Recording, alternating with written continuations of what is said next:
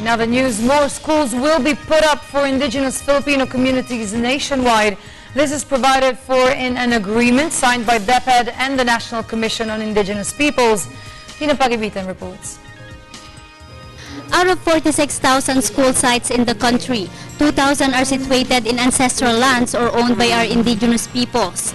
To give equal access to education to indigenous peoples, a memorandum of agreement was signed between Department of Education and National Commission on Indigenous Peoples.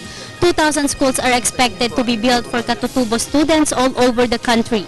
These schools will be built in line with their condition. Pag ating nagawa ito, tayo makakapagtayo na ng mas permanente at mas akmang arkitektura para dun sa ating mga katutubo. Hindi lamang lahat yung hollow block at saka kwadrado.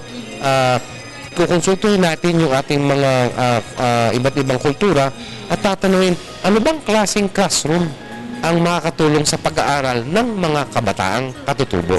To hasten construction of these schools, the NCIP will help communicate and convince the indigenous peoples who own the lands where the classrooms will be put up. Mukhang malaking tulong to para malagpasan ng mga IP childrens at makasabay sila sa society na pagtaas ng edukasyon.